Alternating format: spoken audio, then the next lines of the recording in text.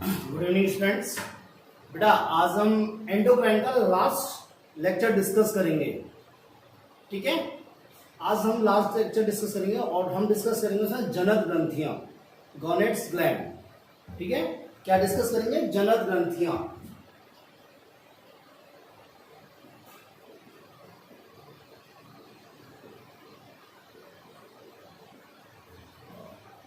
गॉनेट्स glands. देखो ना, इन गॉनेट्स gland के कौन जब रिप्रोडक्शन इन ऑर्गेनिज्म या रिप्रोडक्शन इन ह्यूमन जब डिस्कस करेंगे तो अभी हम इन्हें डिटेल में डिस्कस करेंगे, पर यहाँ थोड़ा सा डिस्कस करना जरूरी होता है। देखो, जनक ग्रंथियों में दो चीजें आती हैं। एक तो आता है ब्रसण। क्या आता है? ब्रसण, टेस्टिस। और एक आती है ओवरी, अंडाशय।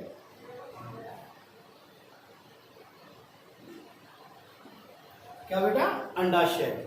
देखो, ये दोनों क्या है? प्राथमिक जनन अंग है। क्या बेटा? ये प्राथमिक जनन अंग। और प्राथमिक जनन अंगों के संग क्या है? ये अंतःस्रावी अंग भी है। क्या है? अंतःस्रावी अंग। तो पहला क्वेश्चन आता है कि प्राथमिक जनन अंग क्या होते हैं। देखो बेटा, प्राथमिक जनन अंग वे अंग होते हैं, प्राथमिक जनन वे अंग होते हैं जिनमें युग्मकों का निर्माण होता है। जिनमें किसका निर्माण होता है? युग्मकों का निर्माण होता है। उन्हें क्या बोलते हैं? प्राथमिक जनन अंग। क्या बोलते हैं? प्राथमिक जनन अंग। और युग्मक कौन कौन से होते हैं? युग्मक दो होते हैं, एक होता है शुक्राणु और एक होता है अंडाणु। एक होता है शुक्राणु और एक होता है अंडाणु। शुक्राणु किसमें होता है? नर में, और अंडाणु किसमें होता है? मादा में। बात मेरी समझ में आई? दोबारा सुनो। जनक ग्रंथियों में दो चीजें पढ़ते हैं, ब्रसण और अंडाशय। ब्रसण और अंडाशय। ब्रसण और अंडाशय दोनों क्या होते हैं? प्राथमिक जननांग। क्या बोलते हैं बेटा? प्राथमिक जननांग। और क्या बोलते हैं प्राथमिक जननांग के साथ? अंतःस्रावी अंग। क्या बोलते हैं? अंतःस्रावी अंग। देखो, प्राथमिक जननांग क्या होते हैं? वे अंग जिनमें युग्मकों का निर्माण होता है। वे अंग जिनमें युग्मकों का निर्माण होता है। अब युग्मक क्या हो गए? शुक्राणु और अंडाणु। शुक्राणु किसमें हो गए? नर में, अंडाणु किसमें हो गए? मादा में। ठीक है। अंतःस्रावी अंग क्यों है? क्योंकि ये हार्मोन का स्राव करते हैं। ये क्या करते हैं? हार्मोन स्रावित करते हैं।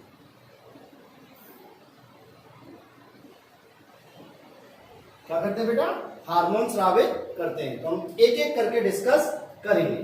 ठीक है, तो पहला डिस्कस करेंगे हम ब्रसण। क्या बेटा? ब्रसण।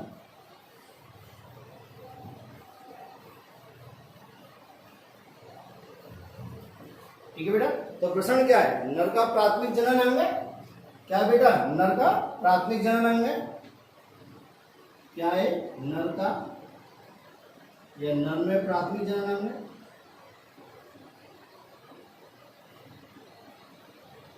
और क्या है? अंतःस्रावी।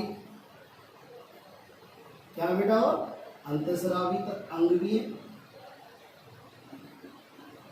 संख्या में कितने होते हैं? एक पेयर, एक जोड़ी। संख्या में कितने होते हैं? एक जोड़ी। कहाँ पाए जाते हैं? उदर गुहा के बाहर। कहाँ बेटा? उदर गुहा के बाहर दोनों टांगों के बीच में एक पाउच लाइक, एक बैग लाइक संरचना में पाए जाते हैं। कहाँ पाए जाते हैं ये? उदर गुहा के बाहर। उदर गुहा के बाहर दोनों पैरों के मध्य एक थैलीनुमा,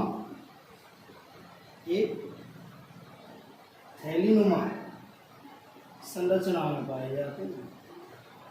थैलीनुमा संरचना में पाए जाते हैं।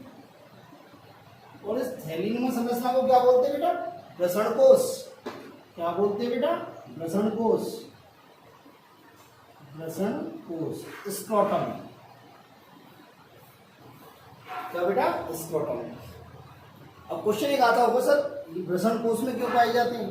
हालांकि हम बाद में पढ़ाएंगे, पर मैं आपको कहता हूँ क्या होता है, जो शुक्र जनन की प्रक्रिया के लिए क्या होता है, जो टेम्परेचर की रिक्वायरमेंट होती है वो बॉडी के टेम्परेचर से कुछ कम की रिक्वायरमेंट होती है। बात समझ में आई? देखो हमारे शरीर का टेम्परेचर कितना है, 37 डिग्री सेंटीग्रेड, और शुक्र जनन के लिए कितना चाहिए, 34-35 डिग्री सेंटीग्रेड। अब हमारे शरीर का टेम्परेचर तो सेम रहना है, पर क्या होता है कि वृषण कोष होते हैं, इनका टेम्परेचर क्या होता है, कम रहता है, तो वो शुक्र जनन के लिए क्या होता है, आवश्यक होता है। किसके लिए आवश्यकता है, शुक्र जनन के लिए आवश्यक होता है। तो मेरी बात समझ में आई? तो ये नर के प्राथमिक जनन अंग है, अंतःस्रावी अंग भी है। संख्या में कितने होते हैं, एक जोड़ी होते हैं। संख्या में कितने होते हैं, एक जोड़ी होते हैं। उधर गुहा के बाद दोनों पैरों के मध्य थैलीनुमा संरचना में लट पाए जाते हैं। अब देखो मेरी बात सुनो, इस वृषण में क्या होता है, ये देखो ये वृषण है, इस प्रकार आप देखो ये वृषण है, ठीक है। अब होता क्या, इस वृषण में बेटा बहुत सारी पालियां होती हैं,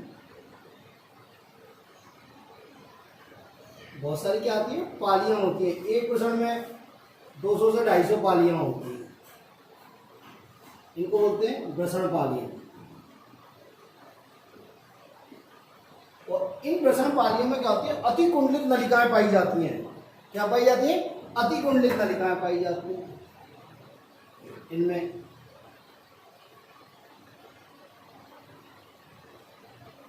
और इन अति कुंडलित नलिकाओं को क्या बोलते हैं, शुक्र जनन नलिका। क्या बोलते हैं बेटा, शुक्र जनन नलिका।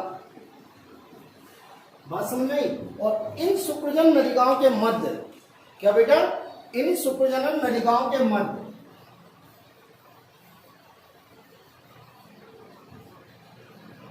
इन शुक्रजनन नलिकाओं के मध्य, इन नलिकाओं के मध्य में क्या पाया जाता है, अंतराली ऊतक पाया जाता है।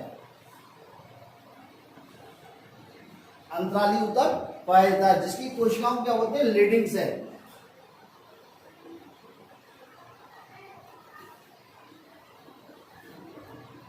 क्या बोलते हैं, लेडिक कोशिका। और ये लेडिक कोशिका या लेडिंग कोशिका ये किसका स्राव करती है, नर लैंगिक हार्मोन या नर सेक्स हार्मोन का स्राव करती है, मेल सेक्स हार्मोन, जिसे क्या बोलते हैं, टेस्टोस्टेरोन। क्या बोलते हैं बेटा, टेस्टोस्टेरोन। दोबारा सुनो, वृषण होता है, प्रत्येक वृषण में बहुत सारी क्या होती है, वृषण पालियां। क्या होती है बेटा, वृषण पालियां। और वृषण पालियों में क्या होती है, शुक्रजनन नलिका होती है। ये वृषण पालियां होती है 200 से 250, और प्रत्येक वृषण पाली में 2 से 3 शुक्रजनन नलिकाएं होती हैं। और इन शुक्रजनन नलिकाओं के मध्य क्या होता है, अंतराली ऊतक भरा रहता है। क्या भरा रहता है बेटा, अंतराली ऊतक। और इस अंतराली ऊतक की कोशिकाओं को बोलते हैं लेडिक सेल। क्या बोलते हैं बेटा, लेडिक सेल। और ये लेडिक सेल किसका हार्मोन, किसका स्राव करती है, मेल सेक्स हार्मोन का, जिसे क्या बोलते हैं, टेस्टोस्टेरोन। क्या बोलते हैं बेटा, टेस्टोस्टेरोन। तो मेल का मेन हार्मोन कौन सा है, टेस्टोस्टेरोन। तो देखो टेस्टोस्टेरोन के कार्य क्या है, फंक्शन ऑफ टेस्टोस्टेरोन।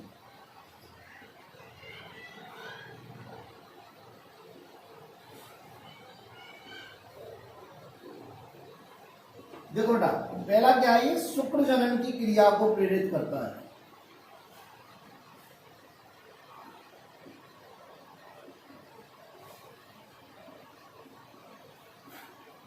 शुक्रजनन को बोलते हैं स्पर्मेटोजेनेसिस।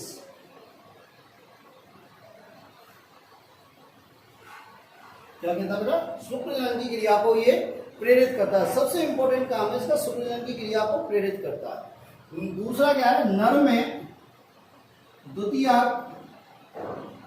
लैंगिक लक्षणों उत्पन्न करता है।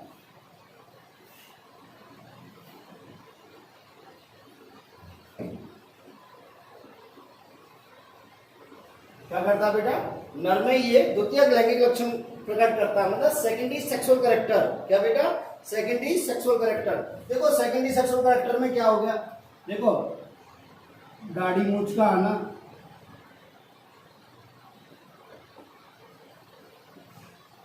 मतलब फेस पर बाल, शरीर पर बालों का होना,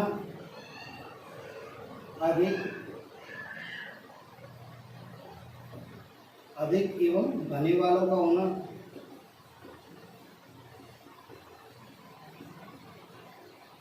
क्या बेटा, घने बाल होना। और क्या होता है? शरीर का चौड़ा होना, मतलब पेशियों में वृद्धि कराता है। पेशियों में क्या कराता है? ग्रोथ कराता है, पेशियों में वृद्धि कराता है। कंधों का चौड़ा होना,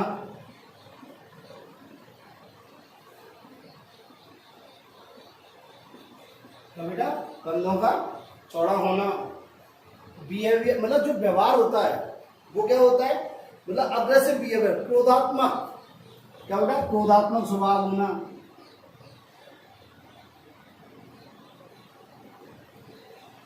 मतलब अग्रेसिव बिहेवियर। क्या बेटा? Aggressive behaviour. ठीक है। लैंगिक अंगों का क्या होना? विकास होना, करना। ये और क्या करता है? लैंगिक अंगों का विकास करता है। दूसरे लैंगिक अंग है, द्वितीय लैंगिक अंग है, उनका विकास, उनका विकास करना। ठीक है। और क्या होना? विपरीत लिंग की तरफ और आकर्षित होना, आकर्षण बढ़ाना। क्या बेटा? विपरीत लिंग की ओर आकर्षण बढ़ाना। और क्या होता है? ये सारे आवाज का भारी होना, आवाज का भारी होना। ये सब क्या है? सेकेंडरी सेक्सुअल कैरेक्टर है। क्या है बेटा? सेकेंडरी सेक्सुअल कैरेक्टर है। और क्या करता है? मेटाबॉलिज्म करता है, प्रोटीन और कार्बोहाइड्रेट की का एनाबॉलिज्म को बढ़ाता है। और क्या करता है बेटा? देखो, प्रोटीन एंड कार्बोहाइड्रेट के एनाबॉलिज्म मतलब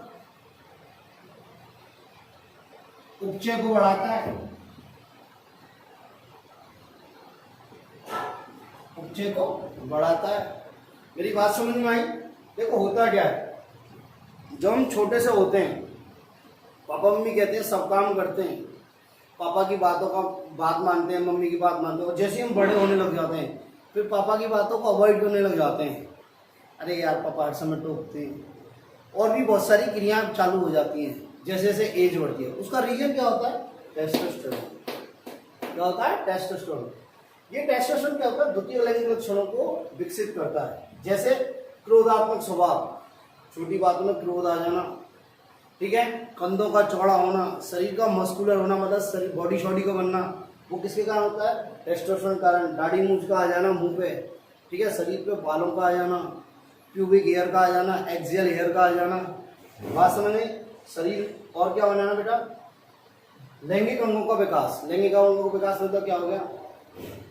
अधिवृषण का विकास, शुक्रवाहिनियों का विकास, शुक्राशय का विकास। ठीक है, इनका विकास होता है। विपरीत लिंग की ओर आकर्षित बढ़ जाता है, नर का मादा की ओर और मादा का नर की ओर। ये सब किसके कारण होता है? हार्मोन्स के कारण होता है।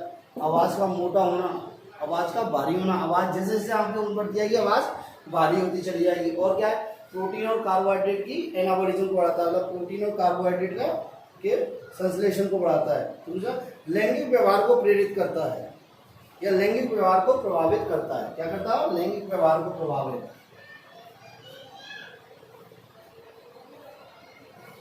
लैंगिक व्यवहार को प्रभावित करता है।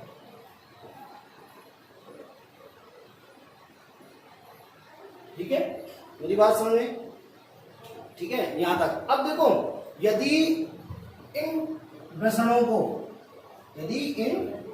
को शल्य चिकित्सा द्वारा हटा दिया जाए, शल्य क्रिया द्वारा हटा दिया, सर्जरी द्वारा हटा दिया जाए, तो उस हटाने के प्रोसेस को बोलते हैं कैस्ट्रेशन। क्या बोलते हैं बेटा? कैस्ट्रेशन। क्या बोलते हैं बेटा? उसे कैस्ट्रेशन बोलते हैं, मतलब वृषणों का हटा दिए जाते हैं, उसे बोलते हैं कैस्ट्रेशन। ठीक है, मतलब बधियाकरण। क्या बेटा? बधियाकरण भी कहते हैं, मतलब इसमें आदमी क्या हो जाता है? नाखुश हो जाता है। जब टेस्टिस ही हट जाएंगे, जब उसमें टेस्टिस ही हट जाएंगे तो टेस्टोस्टेरोन नहीं बनेगा, टेस्टोस्टेरोन नहीं बनेगा तो ये सारे लक्षण उसमें नहीं है, सारे लक्षण नहीं आएंगे। जैसे मैं आपको उसका बहुत अच्छा एग्जाम्पल बताता हूँ,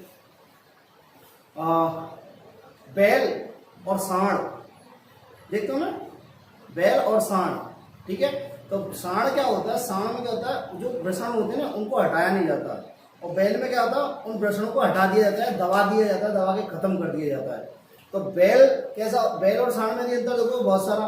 साण क्या होता है, मारने को आता है, साण की बॉडी बहुत ज्यादा मस्कुलराइज होती है, बैल की क्या होती है, और साण को आप कंट्रोल कर सकते हो, नहीं कर सकते, क्योंकि बैल क्या होता है बेचारा, उसकी बॉडी इतनी ज्यादा हैवी नहीं होती, ठीक है, वो ऐसा नहीं होता कि एकदम मारने को आएगा, उसको अपन कंट्रोल भी कर सकते हैं, जैसे बैलगाड़ी में कंट्रोल करते हैं, साण को कंट्रोल कर सकते हैं, नहीं कर सकते, ठीक है। तो क्या है, शल्य चिकित्सा द्वारा टेस्टोस्टेरोन रहता है, कैस्ट्रेशन कहलाता है, क्या होता है, कैस्ट्रेशन। और इसमें क्या हो जाता है, इसके हटाने के बाद क्या होता है, इंसान अपशुक हो जाता है, मतलब अपने जैसी औलाद पैदा नहीं कर सकता, कुछ भी नहीं है इसमें, ठीक है, मेरी बात समझी। तो ये हो गया आपका वृषण, क्या हो गया बेटा, वृषण। नेक्स्ट आता है आपका अंडाशय, क्या आता है बेटा, अंडाशय।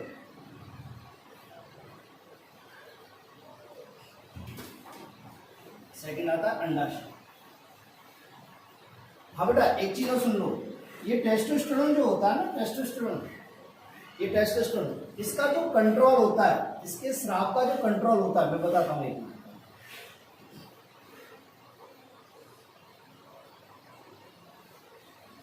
मैंने आपको पहले भी बताया, पर हम बता देता हूं, इसके स्राव का कंट्रोल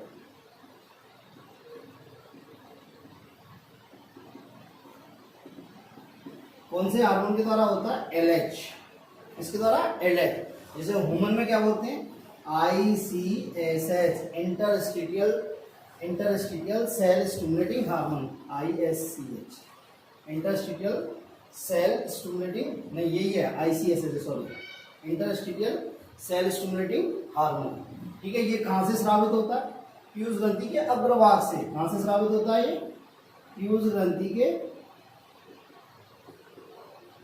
अग्रपाली से या अग्रभाग से, अग्रपाली से स्रावित होता है। हमने बताया था आपको LH, ठीक है। नर में क्या करता है, टेस्टोस्टेरोन के स्राव को नियंत्रित करता है, बात समझ में आ गई, ठीक है। और FSH नर में क्या करता है बेटा, FSH नर में शुक्रजनन की क्रिया को प्रेरित करता है, ठीक है। और मादा में FSH क्या करता है, फॉलिकुलर डेवलपमेंट को, पुष्टिकीय विकास को बढ़ाता है, फॉलिकुलर डेवलपमेंट कराता है, ठीक है, मेरी बात समझे। और ये LH मादा में क्या करता है, ईस्ट्रोजन के स्राव को बढ़ाता है, ठीक है। ये हो गया आपका वृषण। नेक्स्ट आता है टेस्टिस।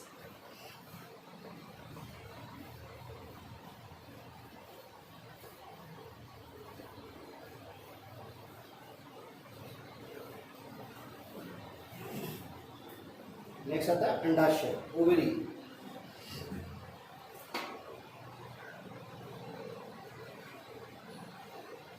अंडाशय, ये भी कितने होते हैं बेटा, एक जोड़ी होते हैं। कहाँ होते हैं बेटा, एक जोड़ी होते हैं। कहाँ उपस्थित होते हैं, उधर गुहा में कशेरुक दंड के इर्द गिर्द। कहाँ होते हैं बेटा, उधर गुहा में कशेरुक दंड के इर्द गिर्द, उधर गुहा में कशेरुक दंड के इर्द गिर्द।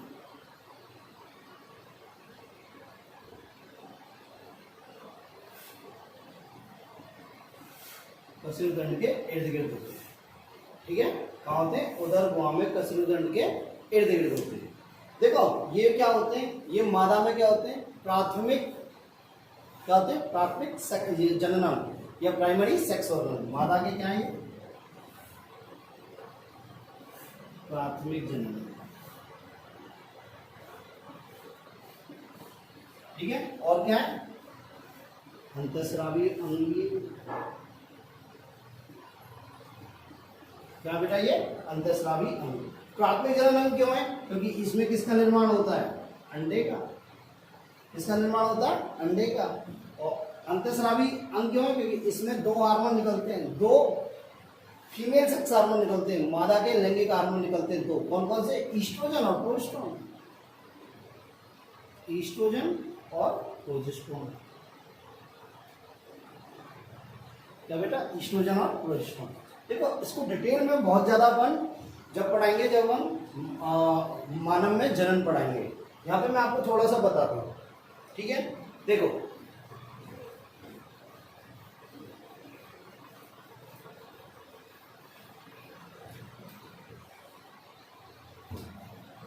दो हार्मोन रिलीज होते हैं यहाँ से। एक तो होता है ईस्ट्रोजन, ऐसे लिख लो या कैसे लिखो, ईस्ट्रोजन, और एक होता है प्रोजेस्टेरोन।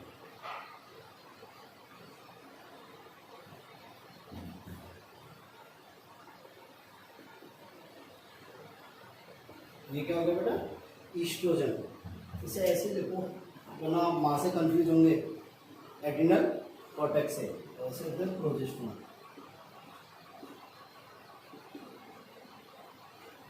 तो बेटा प्रोजेस्टेरोन, देखो बेटा ये ईस्ट्रोजन कब रिलीज होता है, प्रोजेस्टेरोन कब रिलीज होता है। देखो मेरी बात समझने की कोशिश करना कि जो एमसी होती है ना, एमसी वो होती है 28 दिन की, मेंस्ट्रुअल साइकिल वो क्या होता है 28 दिन का, 0 से 28 दिन का, ठीक है बेटा।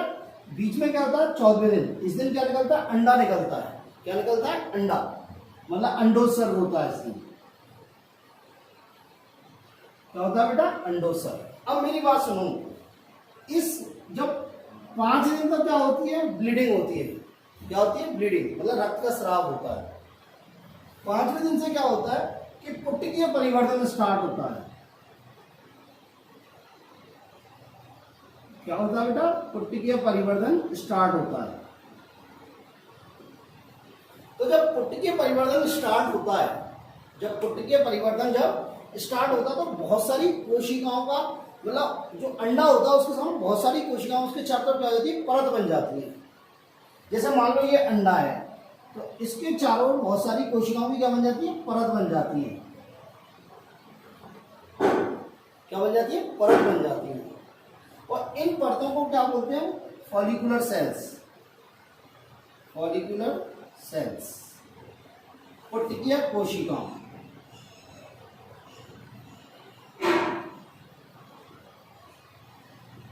परत, ठीक है। तो ये पुट्टिकीय कोशिकाओं की परत होती है जिसका नाम होता है थीका इंटरना। क्या होता है बेटा, थीका इंटरना। क्या होता है बेटा, थीका इंटरना। जैसे ये दो परत हैं, एक गिरिनी और एक गिरिनी, ये अंदर वाली तो क्या कहलाती है, थीका इंटरना, और ये बाहर वाली क्या कहलाती है, थीका एक्सटर्ना। क्या कहलाती है बेटा, थीका एक्सटर्ना। तो ये थीका इंटरना है जो अंदर की तरफ की, ये क्या निकालती है, ईस्ट्रोजन हार्मोन निकालती है। क्या निकालती है बेटा, ईस्ट्रोजन हार्मोन निकालती है। इसे अपन बाद में समझा देंगे, और ठीक है। तो इसे क्या बोलेंगे हम, ये कहाँ से निकलता है, अंडाशय की, अंडाशय से निकलता है, अंडाशय से निकलता है। कब, पुट्टिकीय या फॉलिकुलर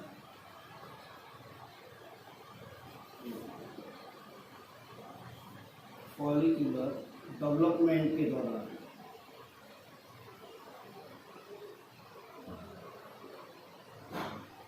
फॉलिकुलर डेवलपमेंट, पुट्टिकीय परिवर्तन के दौरान, किससे, थीका इंटरना से। किससे बेटा, थीका इंटरना से। अंडाशय से निकलता है कब, फॉलिकुलर डेवलपमेंट के दौरान। कब बेटा, फॉलिकुलर डेवलपमेंट के दौरान। क्या, थीका इंटरना से। फॉलिकुलर डेवलपमेंट के दौरान क्या था, थीका इंटरना होती है, उससे निकलता है। मेरी बात समझ में आई। अब देखो बेटा प्रोजेस्टेरोन क्या होता है।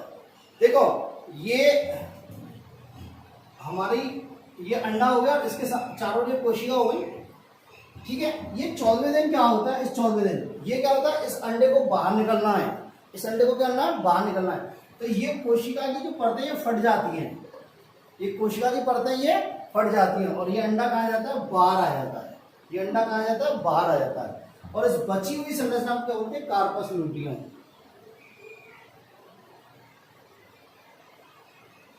क्या बोलते हैं बेटा, कार्पस लूटियम। और ये कार्पस लूटियम क्या साबित करती है, प्रोजेस्टेरोन। क्या साबित करती है, प्रोजेस्टेरोन।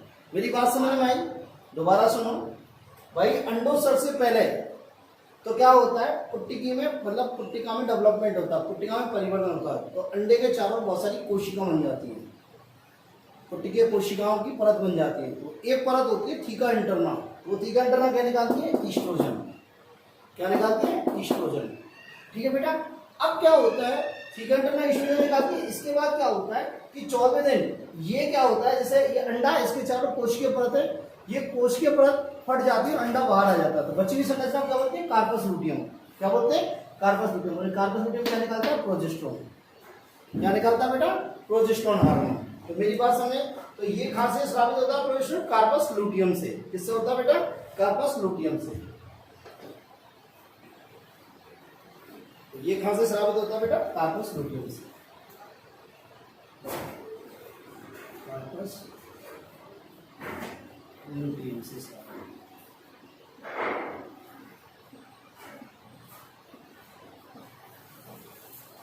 ठीक है। और क्या होता है ये प्रोजेस्टेरोन? और किससे स्रावित होता है? ये अपरा, अपरा मींस प्लेसेंटा से भी स्रावित होता है। अपरा या प्लेसेंटा से भी स्रावित होता है।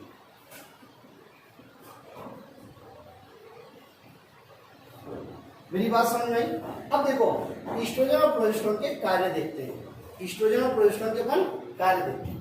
देखो ईस्ट्रोजन क्या करता है? ईस्ट्रोजन क्या करता है? पुट्टिकीय परिवर्तन कराता है बेटा।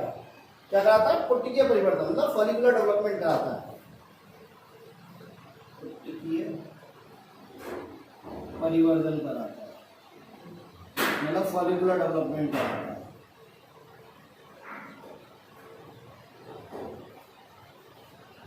ठीक है। और क्या करता है? द्वितीय लैंगिक लक्षण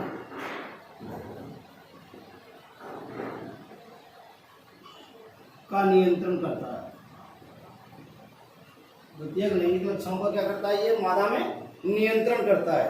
कौन? यही। और क्या करता है? स्तन ग्रंथियों में विकास कराता है।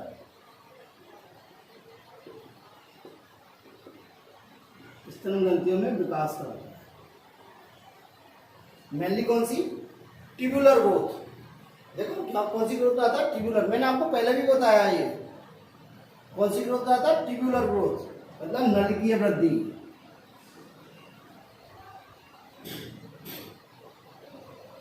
कौन सी कराता है बेटा? ट्यूबुलर ग्रोथ कराता है, ये नलिकीय वृद्धि कराता है। ठीक है। लैंगिक व्यवहार का नियमन करता है।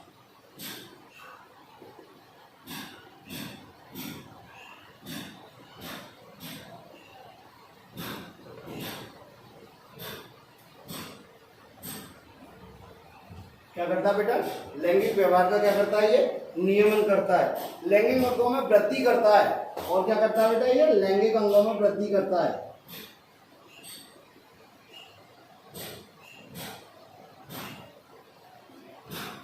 दोबारा सुनो, पुट्टिकीय परिवर्तन कराता है। क्या कराता है बेटा? पुट्टिकीय परिवर्तन कराता है। क्या कराता है बच्चों? पुट्टिकीय परिवर्तन। सेकेंडरी सेक्सुअल कैरेक्टर, द्वितीय गौण लैंगिक लक्षणों का विकास करता है, नियंत्रण करता है। कैसे? देखो आवाज का पतला होना, हाई पिच साउंड, ठीक है, शरीर पर बालों का नहीं होना, शरीर पर दाढ़ी मूंछ वगैरह नहीं होती, ठीक है, एक्सियल हेयर का होना। एक्सियल हेयर मीन्स ये यहाँ बाल होते हैं, उनका एक्सियल हेयर का विकास कराता है। ठीक है। स्तन ग्रंथियों का विकास कराता है। ये किसका आता है? स्तन ग्रंथियों का। स्तन ग्रंथियों में क्या होता है? ये नलिकीय वृद्धि करता है। क्या करता है बेटा? नलिकीय वृद्धि करता है। ठीक है। लैंगिक व्यवहार का नियमन कराता है। क्या कराता है? लैंगिक व्यवहार का नियमन कराता है। लैंगिक अंगों की वृद्धि करता है और दूसरे लैंगिक अंगों की वृद्धि करता है, जैसे फैलोपियन ट्यूब। क्या बेटा? फैलोपियन ट्यूब पर की वृद्धि करता है, वेजाइना में वृद्धि करता है, क्लाइटोरिस वगैरह की वृद्धि करता है, यूट्रस में वृद्धि करता है। किसमें? यूट्रस में वृद्धि करता है। मेरी बात समझ में आई? ये और विपरीत लिंग की तरफ आकर्षण को बढ़ाता है। विपरीत लिंग की तरफ आकर्षण को बढ़ाता है। ये होगा बेटा ईस्ट्रोजन के कारण। क्या होगा बेटा? ईस्ट्रोजन के कारण। देखो प्रोजेस्टेरोन क्या कार्य करता है? देखो प्रोजेस्टेरोन का मेन कार्य ये गर्भावस्था को बनाए रखता है। ये क्या करता है बेटा? प्रेगनेंसी को मेंटेन करता है।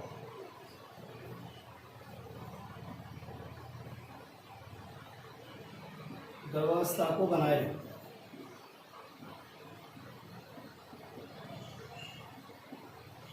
मैं आपको बताऊंगा गर्भावस्था को कैसे बनाए रखता है, वो आपको बाद में बताऊंगा। ये प्रेगनेंसी को मेंटेन करता है। एक्चुअली होता क्या है, ये प्रोजेस्टेरोन 4 महीने तक, सॉरी ये कार्पस लुटियम 4 महीने तक प्रोजेस्टेरोन निकालता है। ये कार्पस लुटियम 4 महीने तक प्रोजेस्टेरोन निकालता रहता है।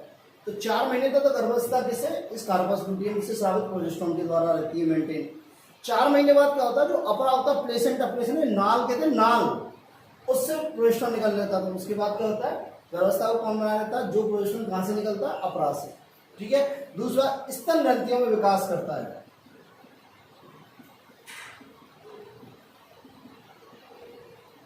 स्तनग्रंथियों में विकास करता है।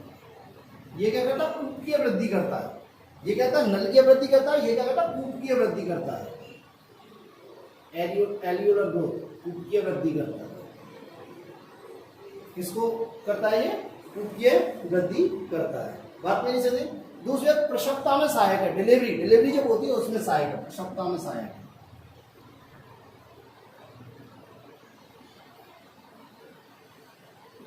क्या बेटा? प्रसवता में सहायक। मेरी बात समझ में आई? तो ये है ईस्ट्रोजन और प्रोजेस्टेरोन। क्या है बेटा? ईस्ट्रोजन और प्रोजेस्टेरोन। मेरी बात क्लियर होनी चाहिए, बिल्कुल ठीक है। तो ईस्ट्रोजन कोशिकीय परिवर्धन, द्वितीय लैंगिक लक्षण, स्तनग्रंथियों में विकास, नलिकीय वृद्धि, लैंगिक व्यवहार का नियमन करता। मैंने आपको जब वो पढ़ाया था, क्या नाम है उसको, प्रोलैक्टिन में मैंने आपको बताया था लैंगिक व्यवहार का नियमन और लैंगिक अंगों की वृद्धि। नेक्स्ट प्रश्न क्या करता है? गर्भावस्था को बनाए रखता है। किसको? गर्भावस्था को बनाए रखता है। यदि इसकी कमी हो गई, प्रोजेस्टेरोन की, प्रोजेस्टेरोन की कमी हो गई तो क्या हो जाएगा? मिसकैरेज हो जाएगा। क्या हो जाएगा? मिसकैरेज हो जाएगा। स्तनग्रंथियों में विकास करता है। कौन सा? कूपकीय वृद्धि करता है और प्रसवता में सहायक होता है। क्या होता है? प्रसवता में सहायक होता है। मेरी बात समझ में आई बेटा? ठीक है। अब एक और हार्मोन आता है रिलैक्सिन। एक हार्मोन और आता है रिलैक्सिन, वो भी देख लो।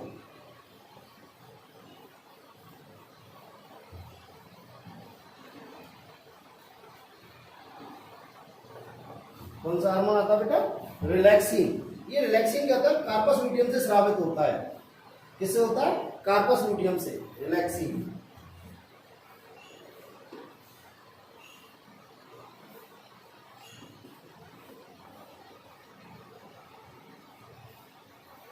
कौन सा बेटा?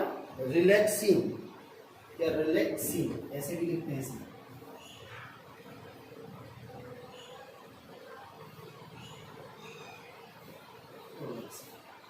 ये कहां से साबित होता है? कार्पस लूटियम से। कहां से साबित होता है? कार्पस लूटियम से। होता क्या है? जब प्रसव के समय, डिलीवरी के समय, बच्चे के जन्म के समय, देखो बच्चे के जन्म के समय उसको क्या बोलते हैं? प्रसव का समय या पार्चुरेशन के समय। क्या बेटा? पार्चुरेशन के समय। प्रसव के समय क्या होता है? कार्पस लूटियम क्या करती है? रिलैक्सिन हार्मोन स्रावित करती है। क्या करती है? रिलैक्सिन हार्मोन स्रावित करती है। और ये हार्मोन क्या करता है? शिशु जन्म के समय, क्या बेटा? शिशु जन्म के समय प्यूबिक सिम्पाइसिस के जोड़ों में शिथिलता लाता है। ये क्या करता है? शिशु जन्म के समय, इसे और लिख देता हूं, शिशु जन्म के समय प्यूबिक सिम्पाइसिस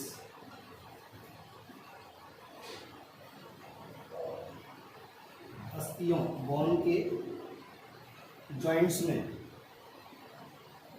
क्या लगता है? शिथिलता लाता है।